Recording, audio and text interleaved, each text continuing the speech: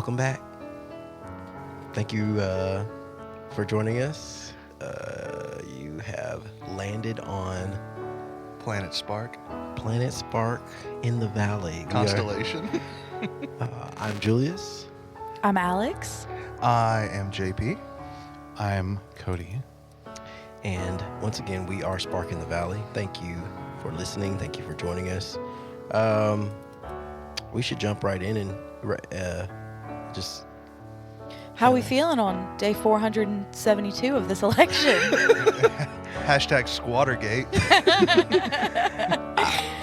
It's laughable. It's never ending. It's the never ending story, but it's a nightmare instead. It's the election that will never ever end. Is it the Nightmare Before Christmas? No, Nightmare No? Before Christmas is delightful. Yeah, This is okay. not delightful. This is not delightful. Yeah. So we can't even call it that. No. It's That was just the nightmare this before. is the Dante's This Inferno. is the election that'll never end. Yeah. It just goes on and on, my friend. I mean, we're laughing about it, but this Yeah, is the first time this has historically ever happened. Yes, Man, yeah. it's well, like- since like the 1800s. Yeah, my bad. Yeah, You're right. but like a long There were coups all the ass time. time. Yeah, it's been a long time, y'all. Yeah, for real. Oh man. Yeah. What were you Yeah. gonna say, JP? Man, I just don't even know. Like, it's just this whole thing is gotten to the point. It's like it's been memed to death. You know, like yeah. it's like it's such a joke at this point. It's like we know that there's a winner. We know that there's a loser. At this point, like the Trump transition team is like given access to Biden's team to go ahead and do everything, you know, which is great, you know. But I mean, how long ago was the election? You know, and it's like we're in the middle of a pandemic. We're dealing with the coronavirus. People are dying at historic rates, and like I hate to use the word historic because it's not like a good thing, but history is not always a good thing, you know. But Speaking of, my grandmother was just diagnosed 2 days ago in the nursing home with COVID. yeah, and I mean, like we're having to deal with it too, you know.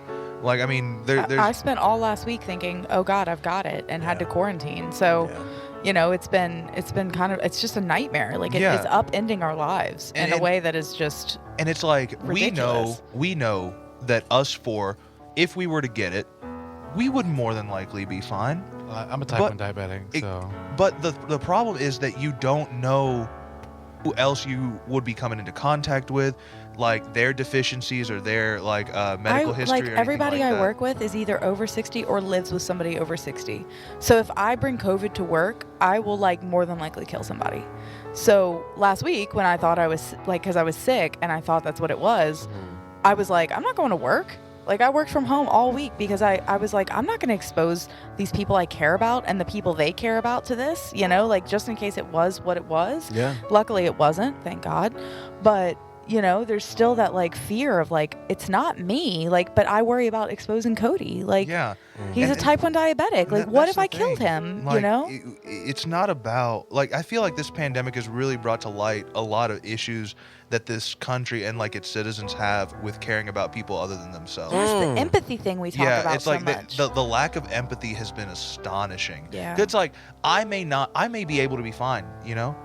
Like I may be okay. But it's like I don't know if I come and interact with Cody, type 1 diabetic, I could hurt him, Right. or I could hurt Alex, Right. or I could hurt you, Julius. And it's like, I don't want to do that to you guys because I have empathy. I worry about other people. But then you have people in the streets doing this like Million MAGA march with like a whole bunch of people, like tens of thousands of people in the streets, like marching without their masks and stuff like that. And it's like, Yeah, there's a meme of a older gentleman, and he's like, it's a picture of him, and he's yelling at the top of his lungs. You can tell because all his veins are like popping out.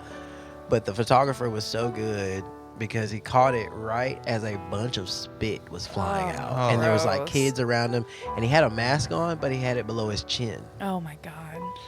And no, so and it's like, and Not doing a great job. oh, dude. it's finally undeniable to the point that even leaders of the GOP are starting to actually acknowledge that this is an actual thing that needs to be dealt with.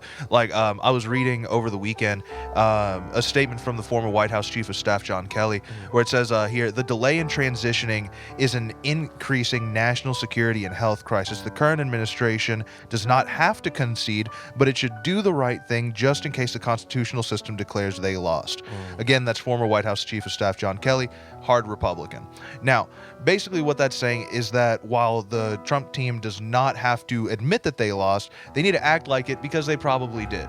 And as shown today, they are acting like it finally, or at least as close to acting like it as we're probably going to get.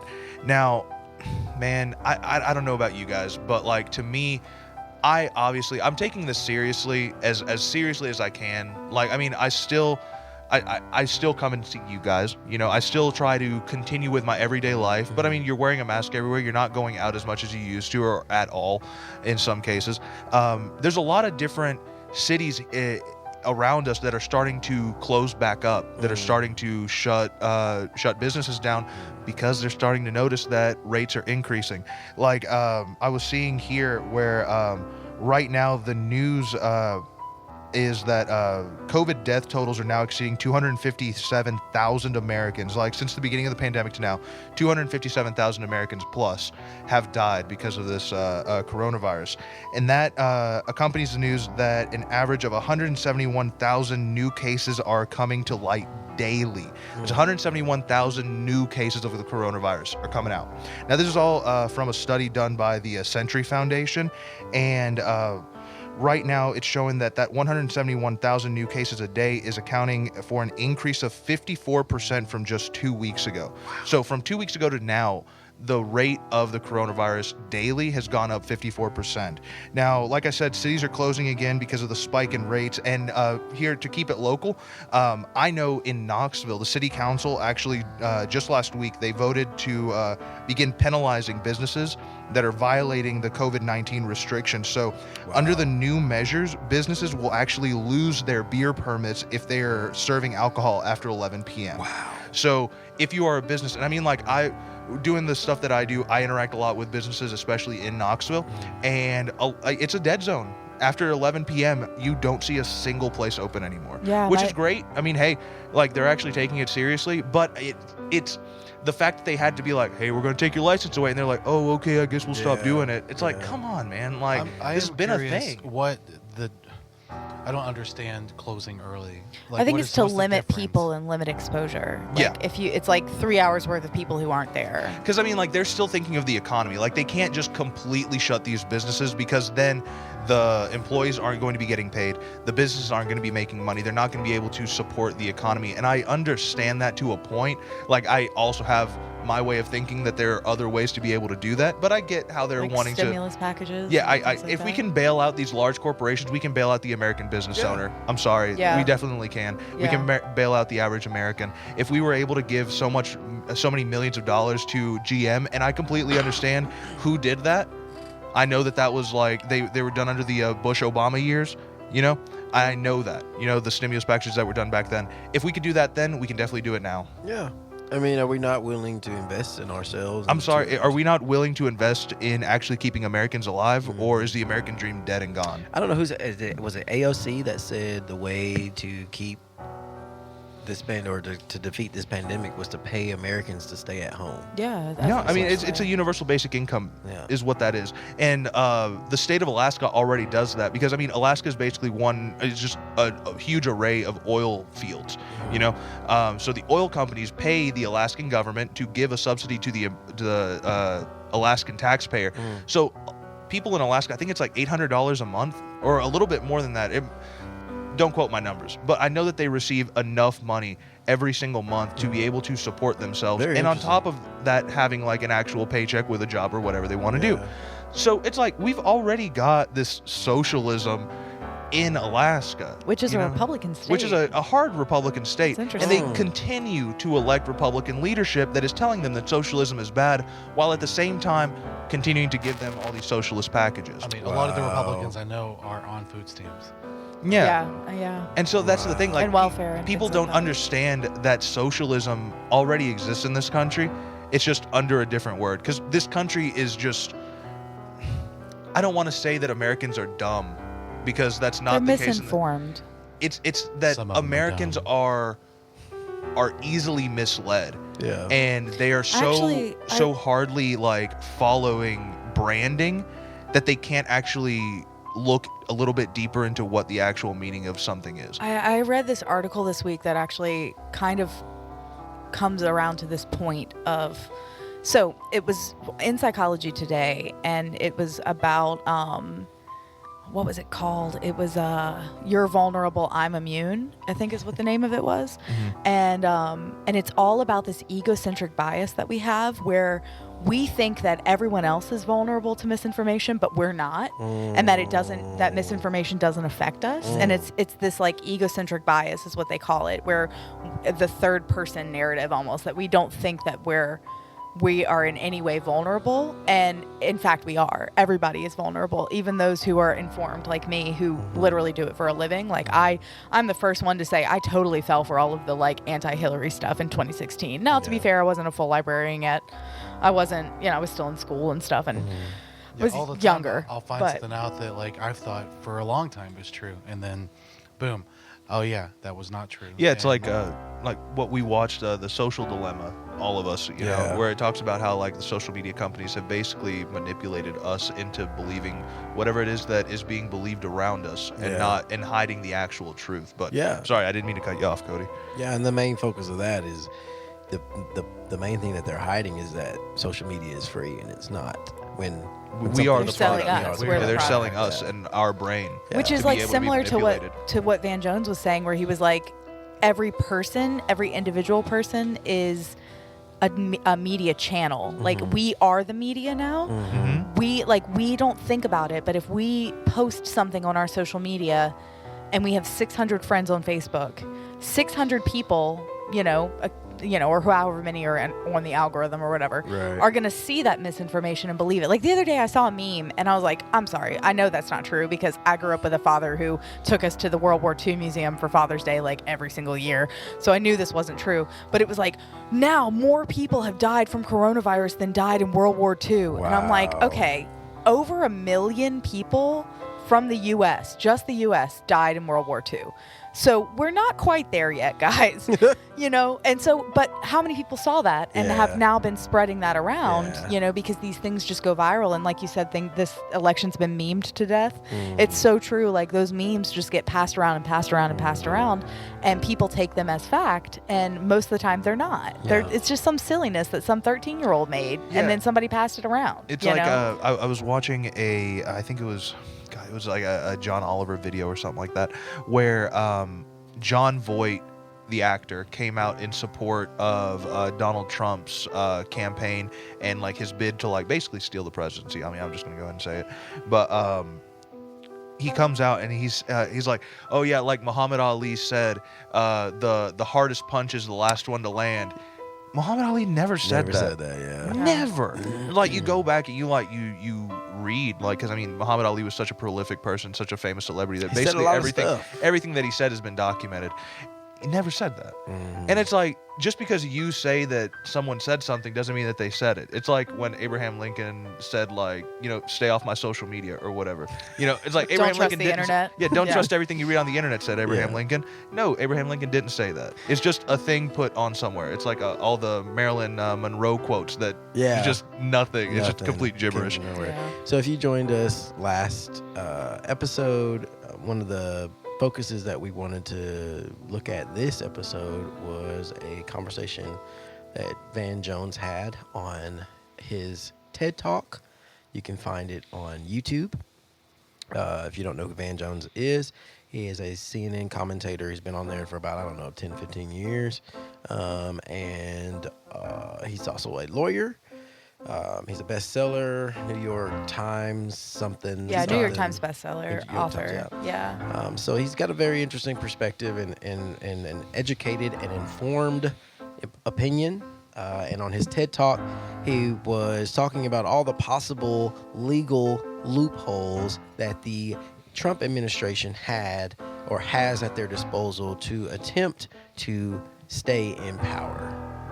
And so that's what Alex and JP were just referencing. If you have not watched that, please do it. It's quite informative. But as we have seen, a lot of the stuff that Van Jones talked about in that video has already been attempted and it has failed. Yeah. And that's mostly because the election was just so momentous as opposed to, like the win was so momentous as opposed to, it being a really close race or something like that, which he makes that concession in the beginning of the video because it was recorded in October of this year where he says, like, now, if it's a landslide, there's not really anything we can do. And I think 307 to 216 electoral votes is about as much of a landslide as you're going to get. And we're seeing these hotly contested states already like certifying the election, like Georgia, Michigan. I think Pennsylvania is like right close to there. So, I mean, yeah, this wasn't close by any stretch of the imagination. And the reason millions of votes in the popular vote, and then like, I really need to get that number in the electoral vote. But I mean, it was basically as big of a turnout in the electoral college as it was in 2016. Right. So I mean, and there's a difference between saying, and a lot of Republicans and a lot of the GOP, and I'll make that distinction. I'll try to keep making the distinction. A lot of the members of the GOP, the leadership, are saying, oh, well, we should not be hasty to call this election when the people that lost the election 4 years ago have been constantly yelling about it and arguing. Yeah, we were maybe upset. We may have said, yeah, not my president or whatever. But there's a difference between saying not my president and not the president. Yeah. At this point, Donald Trump has been elected to not be the president. Yeah. Regardless of how you feel. I mean, you can be a supporter, you can not be a supporter. But the election happened. The American people spoke. Let's move on. Yeah, Okay? that was taken from what Mitch McConnell was saying on the Senate floor about, we just heard for the past 4 years about how an election was rigged, and now all of a sudden you want us to accept the fact that we have a new president-elect from the same people that were saying our election was rigged. And the funny thing is that the people that have been saying that the election is rigged is Donald Trump. Well, because he's the one who's been complaining about it this whole time. Because he lost the popular vote. He said that the election was a fraud. And I mean, like I said, I said in the last episode, it's like, I mean, if he's saying it's a fraud, maybe it was a fraud. Like. So anyway, that is where, and listen, this is a worthy conversation because as Van Jones stated at the beginning of his TED Talk, there is, number one, there's nothing in our Constitution that states that there has to be a concession. Right.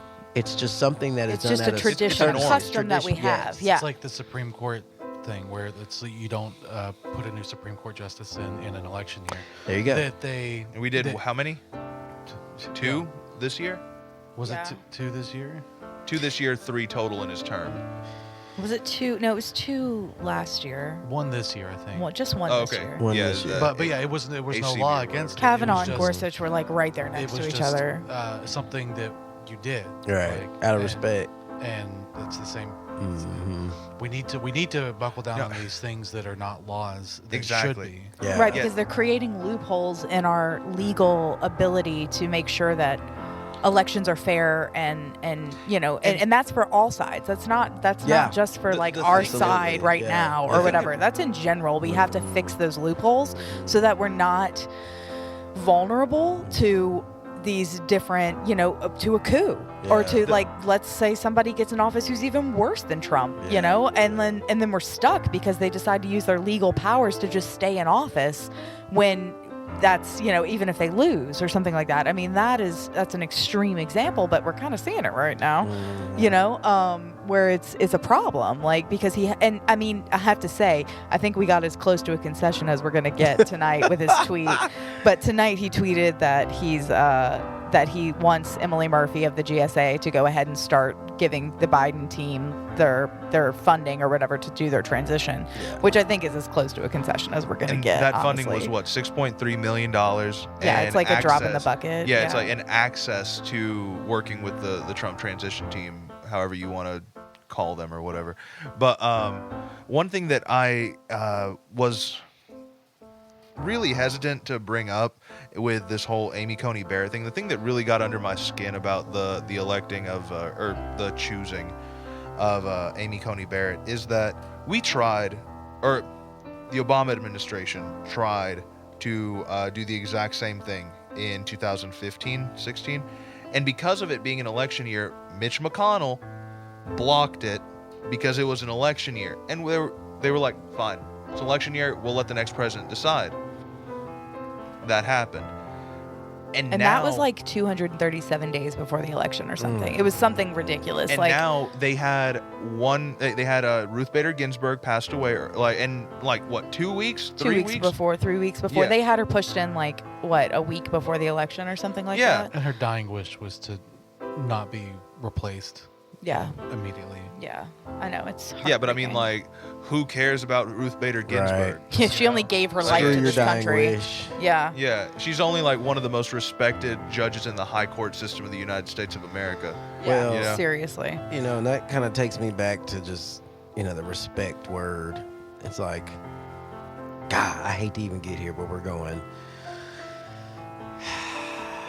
It's just Go like, there.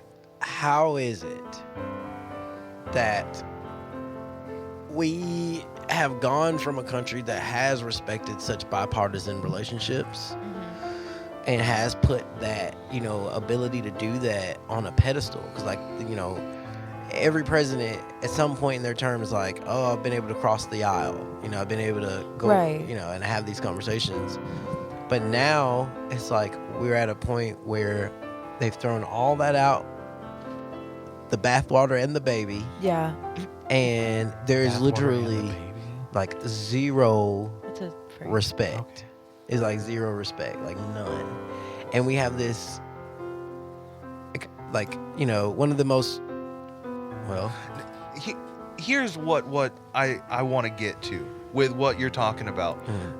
The Democratic leadership has been stupid for the last 4 years. For the last,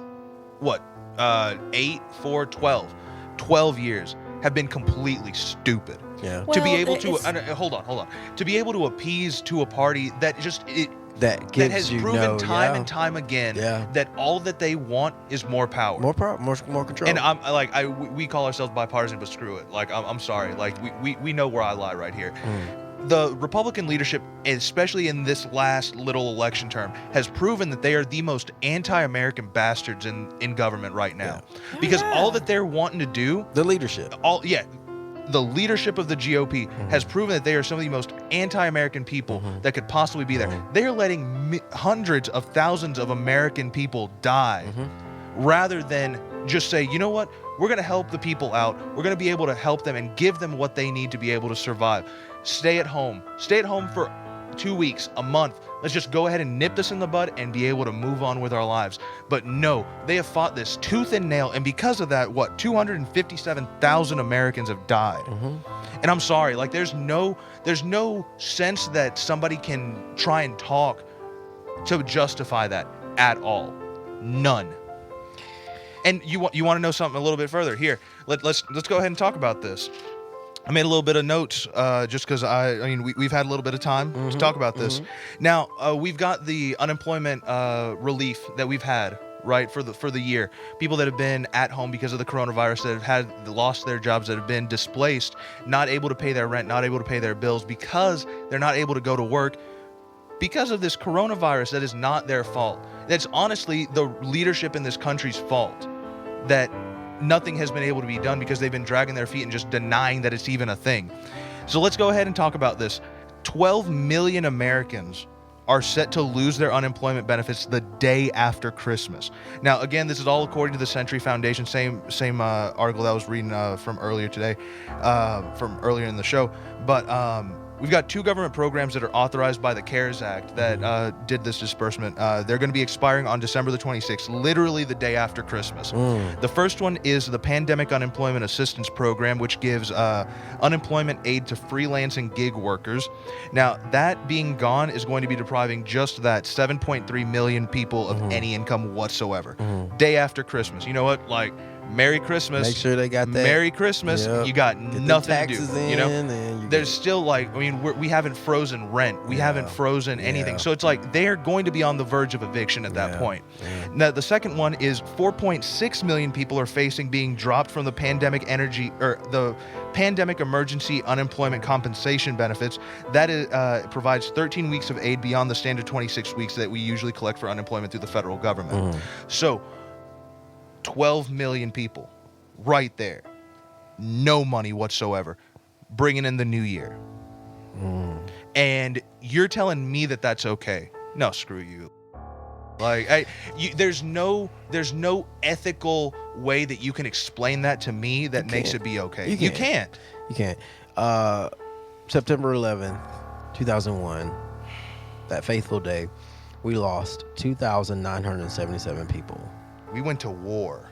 We went to war over that. 6,000 other people were injured, and there's estimated even more will continue to pass away because of cancer. And now we do business with the Saudi Arabians, who were the ones that ordered 9/11 to occur. We were asked, and allowed. We were asked to never forget. We forgot almost immediately. And now we're in a pandemic, an American pandemic. It's global, but it's hit us so hard because we're not doing what we need to do.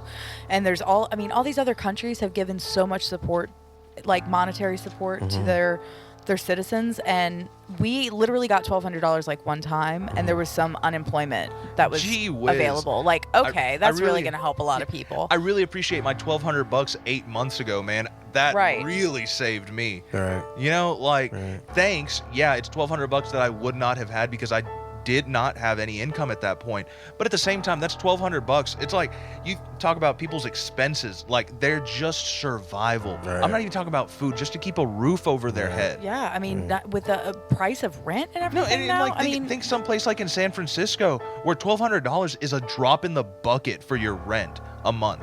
Like, that didn't help them. No, I was just talking to my best friend who lives in New Hampshire, and she was talking about her property taxes doubled this year. Wow. And she has to pay $6,500 a year in property taxes because of New England. $40,000 It's so expensive to live in New England, and it's just crazy. And she's on like 0.8 acres of, or not even 0.8 acres, sorry, 0.08 acres. It's less than a quarter of an acre. And she pays that much money. So that tells you how just unsustainable it will be for people who have no money, because that is going to come around real quick, and they're going to be like, well, what do you want me to do? I can barely pay my mortgage. Yeah, how am I supposed to pay that too? And that with their taxes is as much as I make in a month. Wow. Yeah. It's crazy. And let's be honest, intense, bro. that $1,200 was not meant for the average American person. It was just meant for their landlords. Yeah. That did not bail out any single American. No. All it was take that check and then pass it off to the next person that you owe money to. But these people are dying. People are starving right now. People aren't able to pay their rent. They're terrified that their lights are going to get cut off in the middle of the winter time. And they have no assistance from the government. And so we talk about this because we as a country are able to invest in the military. We're able to invest in bailing out banks and corporations. Yeah. Because corporations are people, guys. Remember? Remember that big thing that Even happened? though billionaires literally like doubled their wealth in the first like 4 months or 6 months of this pandemic. Like, it's just insane, like how we can just keep giving more and more and more money to these people who have more money than anybody could ever need, and for like in a million lifetimes. And yet you have all these people who are living in poverty or living literally on the edge, especially those who can't find jobs or who are gig workers or work in restaurants, and they're making half the money they would normally make because half the restaurant has to be shut down for the safety protocols. And you think that these things aren't serious, that they don't matter. Well, how about the working poor? Like, take the Walton family, the people that own Walmart, who have, again, they're one of those families that have doubled or almost, like, they've gotten a lot more money. They've gotten so much more richer throughout this pandemic because people are buying stuff. They don't have anything to do but be at home, you know? And most of the employees that work at Walmart are still being subsidized by the federal government because they're not being able to, they don't get enough money from their job to be able to just barely support themselves. They are literally told by their employer, go apply for these government programs. if you are the richest family, if you are making so much money, you have the amount of money to be able to support your people. Yeah. Yeah, If these to are the pay your people that are- employees a living wage. If these are the people that are supposed to be keeping you in business, that are supposed to be working there and breaking their backs, stocking shelves, driving these carts, going and like just busting their ass to like go pick up other people's groceries to just have them delivered there, and you're barely paying them what, $10 an hour? Yeah. They Yeah. can't support themselves with that. This country was supposed to be having a minimum wage where it would be able to support you, Yeah. not to just be able to get by. It's not supposed to be the minimum amount of money that is legally required to be able to pay you. Yeah. It is the minimum wage that you should have to be able to support yourself. And remember, we set what a legal limit is. We say this is the legal limit that you are able to do something. Right. And- And it hasn't been updated and it in has like years and years and Forever. years. But our gross domestic product is just like skyrocketing. But we have no balance. Because all that in- money is going to like 10 people. Yeah. You know? I mean, I saw something today about like I can't remember exactly what the statistic was about, but it was something about like Walmart and McDonald's has more people on welfare Yeah. than. Mhm. Did you see this? Yeah, Yeah. And absolutely. I can't remember exactly what the statistic was, but it was like more than any other corporation or something like that. Mhm. They have more people on welfare because they don't pay a living wage, and they're huge corporations that are literally all over the globe, you know? And it's just so broken. It's so cold, and there's no empathy involved. I mean, that's really what it comes down to. And that brings us back around to the beginning of the conversation that was speaking about how it is or why it is that we are in a temperament where people are supporting individuals who are going directly against our democracy. They support leaders that go directly against our democracy, and it's all due to a large amount of misinformation and miseducation. All they're doing is just hiding behind the flag, calling themselves patriots, and Yeah. then spitting on everything that it means. Yeah. It's like that. I still think back to that picture of Donald Trump at CPAC. I think it was 2016, Where he 17, hugs the flag. He's just like just caresses an it. idiot. Yeah. Like, I'm sorry. Like, Yeah. that was the dumbest He thing gra- that he I'd ever grabbed it seen. by And its- it's like, you do that, and then you're talking about just like you don't care about the people. No. Yeah, you just don't care. America, the thing that makes America America is our democracy. And it's like Van Jones was saying, it's like so fragile. It's fragile. It's the rarest form of government in the world. The Yeah. world. And it's calling yourself a patriot and then saying the election doesn't matter. Right. You know, it doesn't matter who won. Mhm. Like you're doing literally the opposite of what you should be representing. What you feel like you are as Yeah, a patriot. what this I feel country is very about. patriotic, but like I almost feel like waving the American flag is not something I should do as a Democrat. Yeah. Because they, the Republicans have made it such a. Yeah, they've co-opted the American flag as the only way to be patriotic. And it's like, if you love the flag and if you proudly display the flag, you are a patriot. But then you don't actually have to believe in anything that it stands for. Bruh, when you fly the American flag next to a Confederate flag, Yeah, you are that's- not a patriot. I You wanna do kick them in the not shin so respect bad. this country. Listen, anybody. Speaking of which, I saw the truck that has the Confederate flag with the Biden sign in the back of it today. What? Have I not told y'all about this? No. Oh my God, yeah, he lives in, so it's some guy who lives in town, and I've seen him a couple of times, and he drives this old beat up truck, and in the back of it is a huge Confederate flag, and then a Biden 2020 sign. It's so ironic, and I can't This goes back to the misinformation and the I just- miseducation, bro. I just don't understand the pride behind the Confederacy, which, I mean, hey, as a non-white It's a guy, lot of misinformation. I don't think I'll ever get it as not a white person. But like, the thing is, these people were traitors. These people were traitors to But that's everything not that was. how they were taught Mhm. because of. But the thing is, it doesn't matter how they were taught. The truth of the matter is that they were not patriots. Let's parallel this though with the mask and the coronavirus deal, right? Mhm. It doesn't matter necessarily how they were taught, but still is the outcome of I'm not going to wear a mask and I'm still going to put somebody else at risk. They were taught that way. They moved through life that way. They missed the boat in science class and biology when it's like if you sneeze, you typically get somebody else's germs. Coronavirus travels through droplets. You need to wear a mask. That education was there. They did or did not pick it up. This education was here about the Confederacy. That's what's inside of them. And that's how we have to understand the mindset. Yeah, and like I get being lied to and I get being taught the wrong thing. But at what point are you to blame for your own ignorance? Like at what point are we supposed to start holding people accountable for not knowing what they don't know? You know? Well, Because once you show them facts and they but it's like disregard it, that's when you. The thing is, the facts are there. It's like it's you don't have to go looking for them. The Well, Confederacy was a country, but that's that was started to secede from the United States. But that's what she's saying. A long time ago, they were taught that they were taught that it was about states' rights, not about slavery. So it became an acceptable thing. Right. But if you're taught that in school, it's like somebody teaching you George Washington was the first president. You don't have any reason to think that that's not true, and because your teacher's telling you that that's the truth. And so if why there's would a you lack, trust that person? just like so we are also supposed to get into this conversation, but. Okay, so all 50 states do not teach the same social studies. Social studies, right? Yeah. So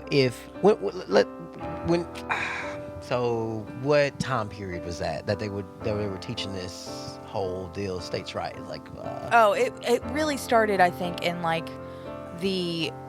Well, I'm not actually sure. I don't want to say something that's not true. But the Daughters of the Confederacy really had a resurgence in like the 1900s. Okay. And then in like especially in the like 50s and 60s, there was a huge push for that, for that curriculum. Okay. I know that, but I don't know for sure like when the states' rights. Yeah, see, yeah, I was too. I was taught states' rights, Bruh, but like I here's was the thing. not. You have to just be able to critically think. Okay, so the Confederate States of America was a thing that formed by people that left the United States. Yeah, but they don't teach it that way. Like, at least they don't in Louisiana. That's not how it's taught. It's not taught that it was its own country. And if they're only... It was taught that they were America. If they're teaching this aspect and then they're not talking about slavery, Jim Crow, Great Migration, all these other things, you don't have a context to connect that. So you're saying to yourself as a child in this class, oh, they hated my ancestors just because they were white and they wanted states' rights, not knowing that their ancestors were brutalizing black and brown people in the streets. And even other white people. Let's go ahead and throw that out there, too. Even other absolutely. white people. White people who supported, integration. No, I mean, like, even in like the 1920s, like after slavery and all this stuff, where people were just like killing Irish people, killing Polish people in like the bigger cities because they were just culturally different. What? Yeah. Bitch, I didn't know that. No, seriously. Yeah. Like there were signs in the windows that said, "If you're Irish, no need to apply." Bro, like, that what? Kind of stuff. I Oh yeah. had no idea. I'm telling you, Yeah. man, I would love to have freeform discussion about like turn of the century politics because it is some of the Darkest. I don't want to shit. say cool because it wasn't cool at all, but it's like some of the most interesting things to like read about where like it's basically like white people turned on themselves and we're like forming these like different sects of like whiteness. Yeah. Really? Oh, Yeah, that's like where like the white supremacy and all that stuff like really started to like take form is like just white people hating on other white people. Wow. All right, guys, we'll be right back. We're going to take a quick break. Stay tuned.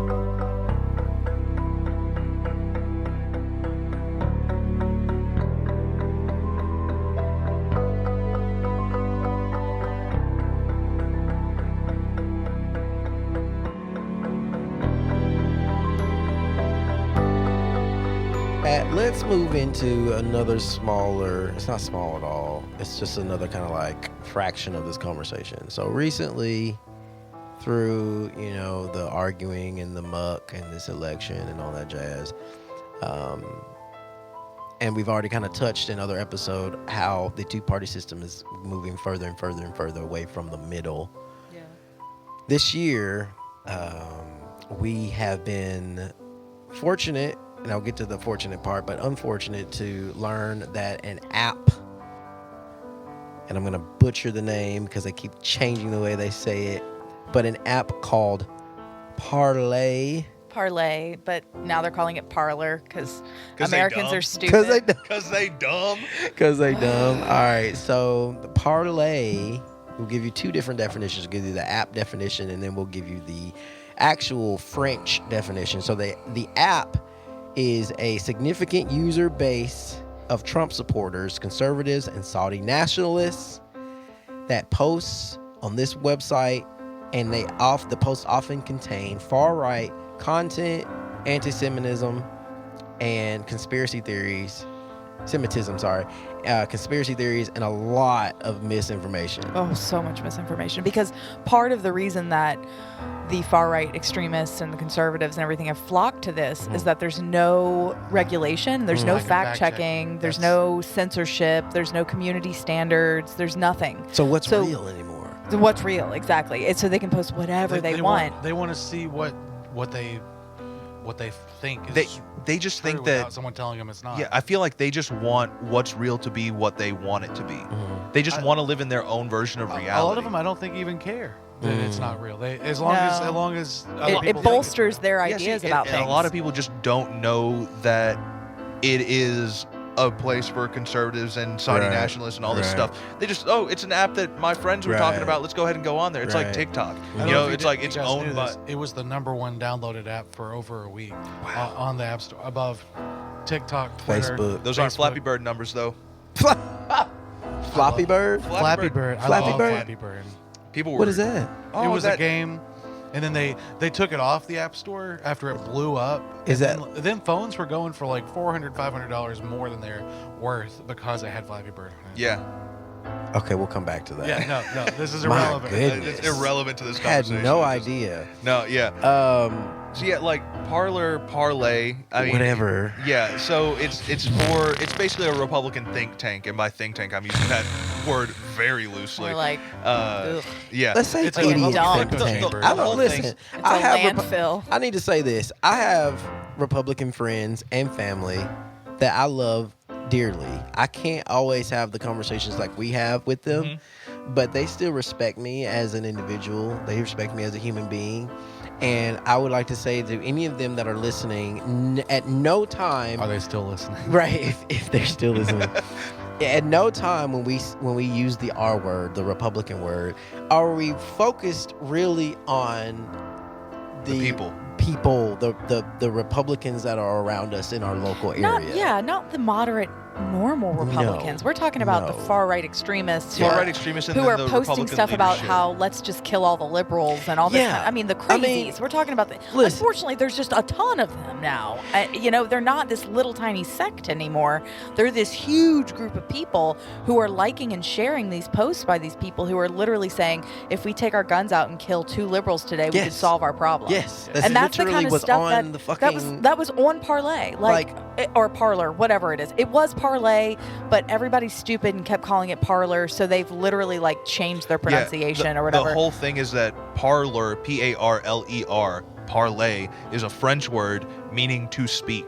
Right. Yeah, that was one of the ones that I remember from my French class. Yeah, one of the ones that stuck from French class. Yeah. And the whole thing with this app is that all the users are saying they want to go to it because they support quote unquote free speech. Right. Hate speech. No, that's not what they're saying. Oh no, they're not saying it, but that's what they're talking about.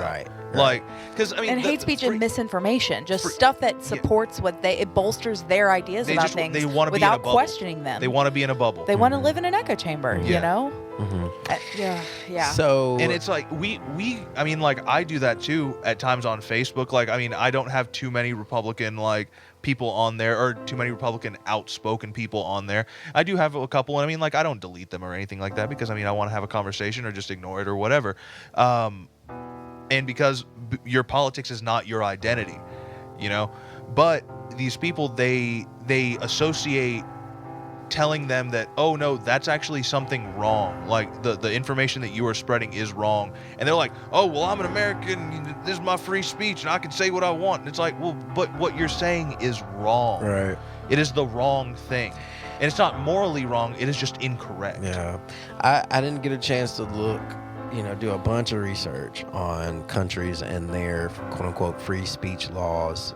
But since we're talking about an app that used a French word and turned it into an American word, let's talk about French's free speech laws. All right. And according to Wikipedia, articles 32 and 33 of French free speech laws prohibit anyone from publicly defaming or insulting a person or group for belonging or not belonging, in fact or in fancy, to an ethnicity, what is the rest of that? Nation. Thank you.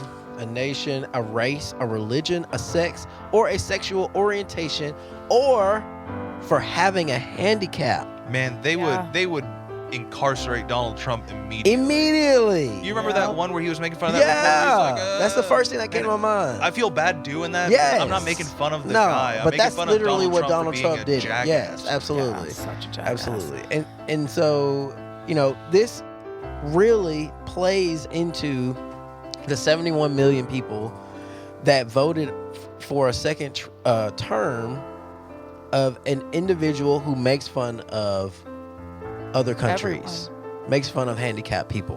What is the rest Literally of this? everyone on that list. Different Yeah. than him. Anybody different than him. And the thousands of people that flocked to this app to say that they support an individual like that is more than a notion that our country is sick. Yeah. It's We struggling. are sick. We are struggling. Well, bad. it's like Van Jones was saying, he said, like we were talking about earlier, with democracy being so fragile, we're at this moment in our history where we can go in one direction or we can go in the other. Yep. We Which can either what's it solve gonna this be, problem people? or we can descend further What's into it this gonna be? madness. We got to fight. Listen, I'm Man, telling y'all something. We cannot take this line I down love y'all anymore. to death. I'm loving all the funny stuff to laugh on the internet, TikTok, all that stuff is amazing. But can y'all imagine one day your dictator, a leader of the free world, cutting off the internet, cutting off access? Trump to already tried to take communication? away TikTok because they ruined his rallies.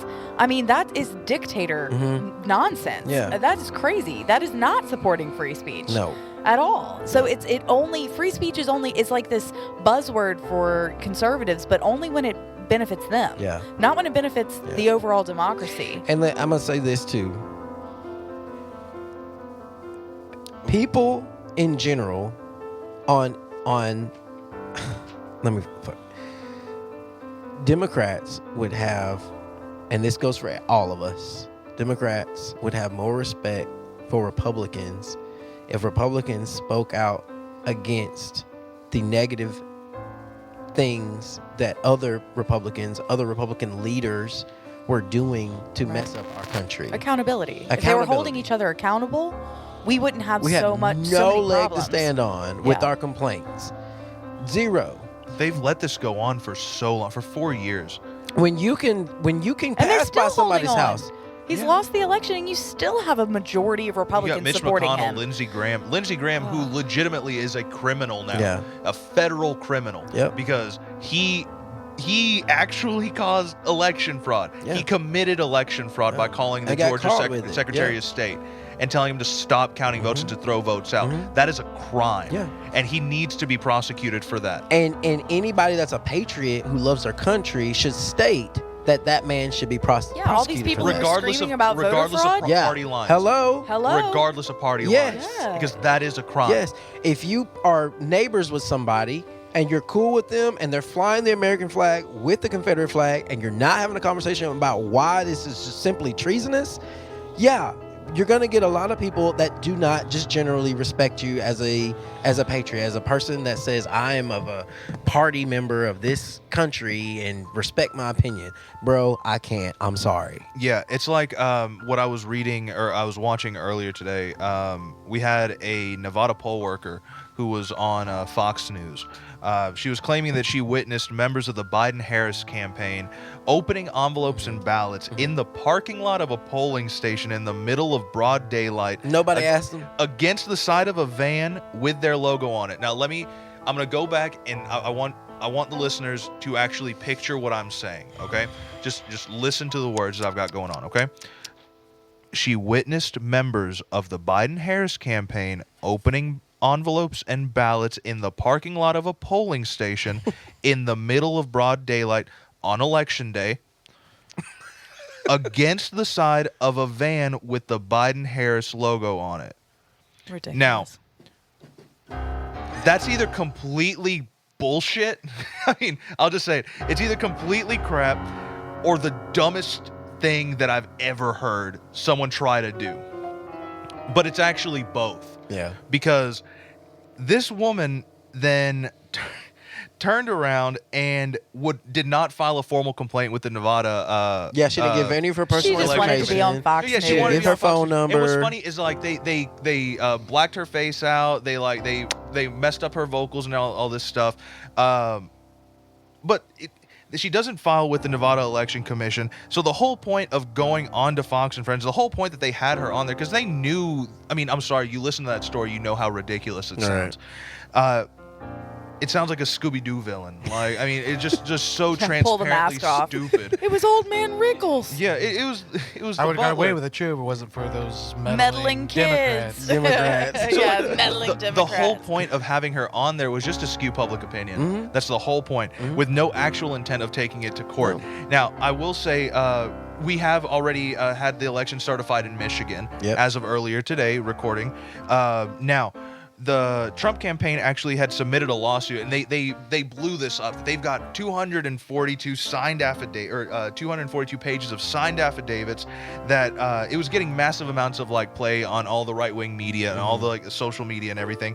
But what wasn't getting a whole bunch of circulation is that if you actually go and read those affidavits, like, I mean, I'm not going to say that I read all 242, but I did read a couple.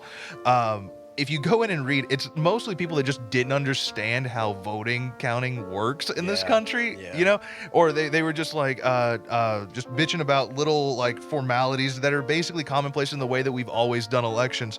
None of the affidavits were holding up in court, and as of today, all of the lawsuits were dropped from the Trump campaign, not dismissed, not like denied or anything like that, or not turned away by the courts.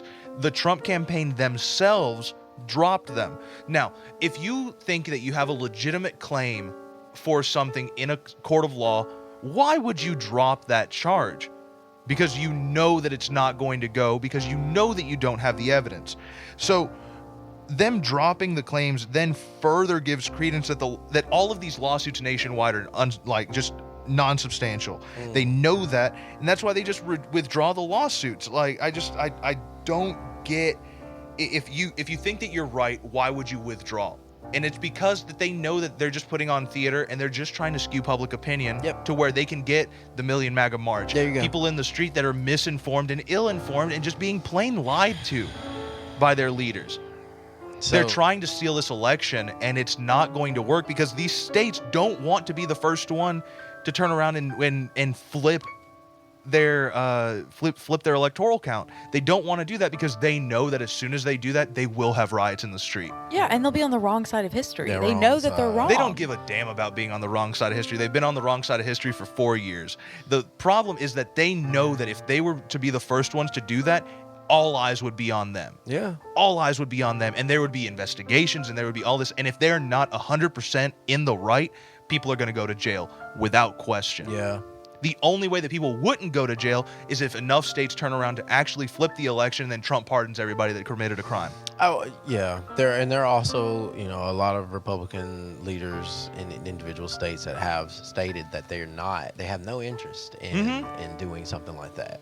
Yeah, and a lot if of it the did happen, if you thought the riots were bad before. Yeah. God, Could you protests. imagine? Protests. No, like We do- I mean, I'm not Protests, gonna lie. right. I would take time out of my day. Yeah. I mean, a lot of people, like- and they know that, because at that point, where is democracy? Well, and it's like Van Jones said in that video, it's like the only thing we have left to do. If all of that stuff were to happen and Right. actually go through, the only thing we have left to do is protest. Yeah. The only thing we have left to do is demonstrate. Yeah. And he begs us to please do it peacefully, because riots actually push supporters away, and it allows the government to crack down on. And it make it look gives like they're them more right. Fuel. Yeah. It gives Yeah. them it gives them more fuel for their fire. Yes. And it's just yeah, I mean, luckily I don't think it's going to get to that place, because No.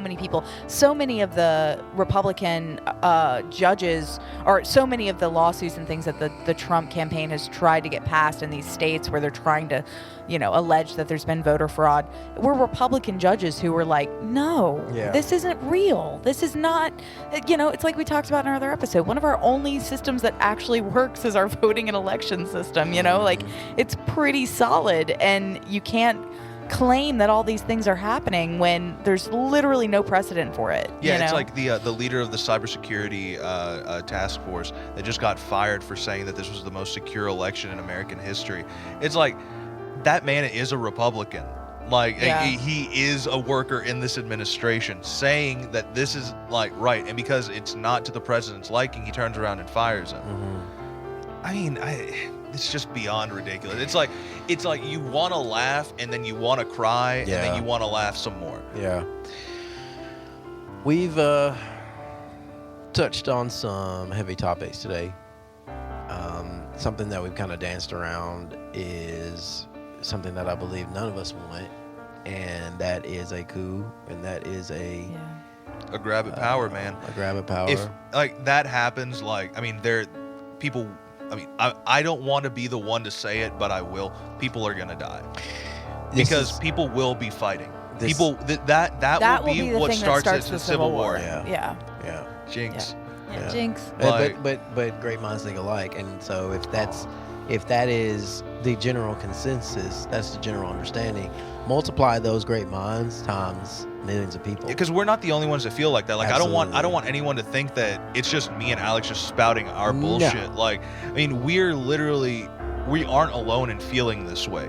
Like, there are other smart people out there. Not to say that people that don't think this way aren't smart, but like, there are smart people out there that can see the writing on the wall, that can see the trend of things that have happened in this administration over the last 4 years, that can project, okay, we see how desperate Dorito Mussolini is right now to be able to stay in power. Yeah, I like that one. To stay in power. And then it just takes two key steps to be able to make a grab at that power. If that happens, that's what's going to start the war. Well, the problem is that there's also a lot of really smart people who are on the wrong side of this, Yeah. who are organizing God, this man. and making sure, like, it's easy to just write off all of these far-right extremists and say that they're stupid, but they're not. The fact of the matter is that they're smarter than we give them credit for, and they're organizing all of this, and they're manipulating all of this behind the scenes and pulling those puppet strings, and that is what is causing all of this, is that they're spreading all this disinformation. And I was actually reading about this today, an article from Nature about misinformation, and Nature is a scholarly journal, and it was this woman speaking about it's got misinformation, right? Because it believes in science. It's gonna listen to the scientist, y'all. Yeah, but about misinformation versus disinformation, and it was saying so much of disinformation, it comes from a place of truth, and what they do is they contextualize that information in negative ways or in inflammatory ways, or they put a different caption, or they put like a false caption on a picture. That picture is from a real protest, let's say, but whatever the caption is something meant to inflame people and to make people mad when it's not actually true. So the picture might be real, but the caption's not. Yeah, it was like that. So it's this, but that is the problem, is that these very smart people who are doing this, they're pushing all of this out because they know that can help A, divide us, B, misinform us so that we get angry about things that aren't true. And it's really, we've talked about misinformation and disinformation, how dangerous it is, but her aspect, like the way that she was speaking on it, where it was like, oh, there is a grain of truth to a lot of this disinformation, which is why it is so effective. Wow. You know, and it's like, it's scary because that's coming from these high level, intelligent people who are just evil. Yeah, it's like there was a video that was circulating right around the right after the election, where it was like a woman breaking into a ballot box, taking out a whole bunch of votes and doing all this stuff.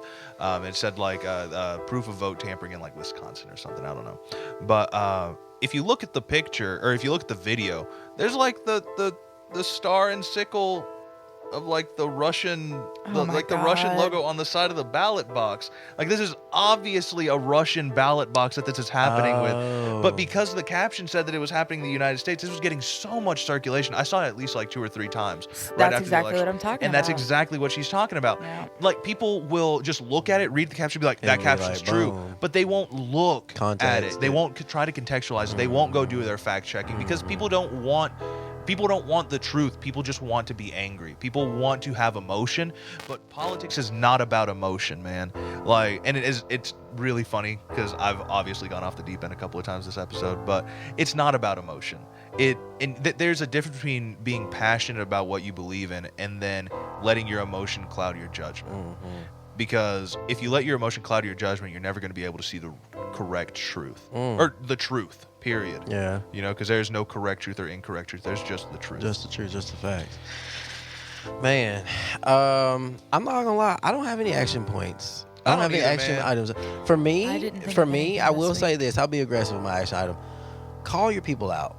Call them out. Yeah. If you are representing a portion of American politics and you see something on your side, you're always going to have something on somebody else's side. There's a problem always. But if you see something on your side that you know is just downright wrong, call it out. Get loud. Get loud. Get loud, like Van Jones said.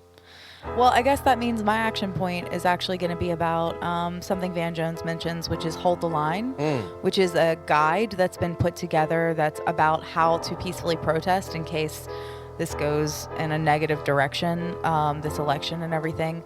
And it's just like, if it reaches a point where we have to actually fight for our democracy in a real way in the streets, this is a guide for how to do that and how to do it effectively and how to do it safely and peacefully, but still be effective.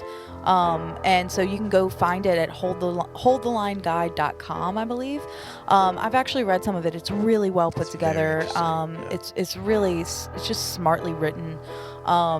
Really good, passionate political writing, but just very practical as well. And so I definitely suggest looking at it. And it's broken into 2 sections, I believe. One is before the election, one is after the election. So really, you'd only have to look at the part after the election because before is, it's past. It's already over. We've already gotten past that point. But it's really, it's definitely one of those things that I think you should check out if that's something you're interested in. Anybody else have any action points or no? I'm fighting with it because I don't have an action point that really is related to what we talked about today. It doesn't have to be related. I think my action point is honestly just, this episode is going to come out Thursday? So we're looking at Thanksgiving. This is going to be our Thanksgiving episode. Happy Thanksgiving, by the way. Happy Thanksgiving, y'all. But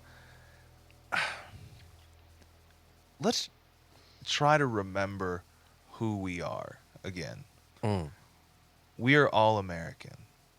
If you're listening to this, you're almost guaranteed to be living in America, in the United States of America. Let's try to remember who we are, what we've done to get to this point in our collective national history. Remember all the atrocities that were done on this day. The murder, the pillaging. Remember that this day, while it has been whitewashed in history, and while it has been completely co-opted into the day before Black Friday when we're all going to be rushing out to places to go buy the newest doodad or whatever. And get some COVID. And get all the Roni. Let's remember that this day is a day to give thanks for what we have. Now we can talk about how we got it. That's a different conversation for a different day. But let's just remember that we need to give thanks for the family and the life that we have in front of us. Whether you may think that it's good, whether you may think that it's bad, it's still a life that you have in front of you right now. Just give thanks and try to look to the future and just think about somebody other than just yourself today. Because that to me is what this is supposed to be about, is to be able to care for somebody other than yourself. I think that's going to be my action point. However you want to interpret it, whatever you want to get out of that little diatribe, get something out of it. Get some. Get some.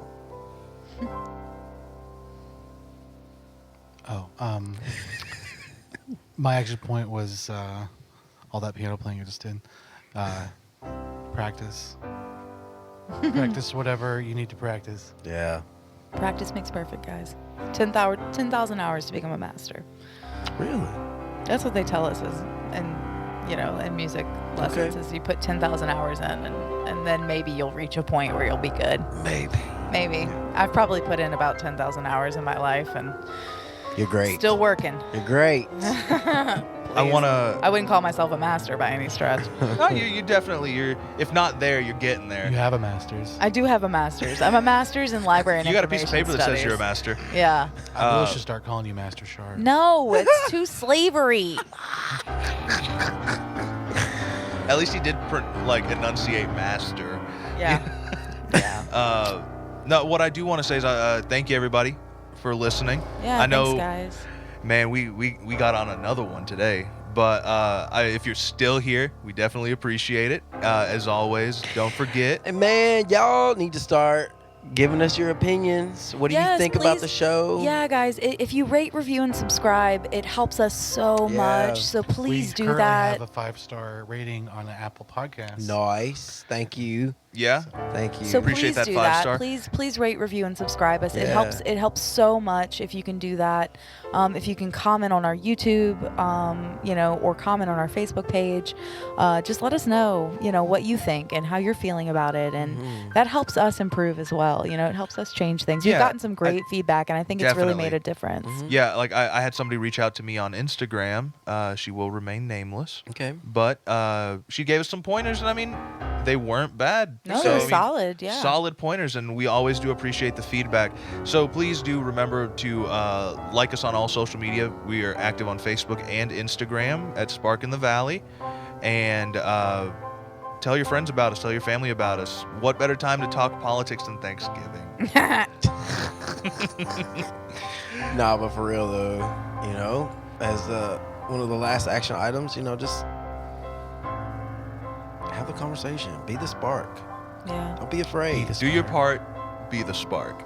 Imagine, living in a country where you can't talk, where you can't speak your true feelings. Imagine all the people. That was a reality for Japan before World War II. I will say this.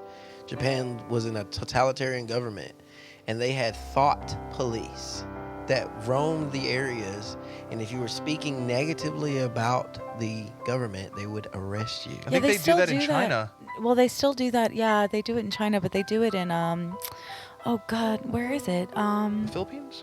North Korea. No, it might be the Philippines actually. Philippines I was does a lot of watching shady I was stuff. watching I think it was an Anthony Bourdain show where he went and they were talking about the government. They were whispering in this cafe and they were like, if somebody catches us, we'll just be done. But I can't remember. I'll have to look it up and see There's what lots it of is. countries like that. Yeah. It's not just a We don't want America to get that way. No, guys, we and- gotta work and make sure that doesn't happen. There are definitely worst case scenarios where we could end up that way, and we don't want to get there. The So difference do is your that we part. can do something to stop Yeah. it. We'll Do get your that way part. if we don't let it get there. Yeah. Yeah, Exactly. That's It will- exactly yes. right. Get angry, We're be still a loud. democracy. Yeah. We're still a democracy and we're going to stay a democracy. I'm determined. So with that, guys, happy Thanksgiving. Thank you so much for being with us. We're Spark in the Valley, and you are too. Gobble gobble. Signing off. Spark in the Valley is a Purple Mountain Pods production. It is hosted by Julius Johnson, Alex Sharp, Jean-Pierre Vasquez, and Cody Hensley. This podcast is produced and directed by Julius Johnson and co-produced by Alex Sharp, Jean-Pierre Vasquez, and Cody Hensley. Music supervising and original music by Cody Hensley. Studio engineering and management by Rob Barnett. Research supervision by Alex Sharp. Social media management by Jean-Pierre Vasquez. Special thanks to McMinn County Democratic Party and the McMinn Young Democrats.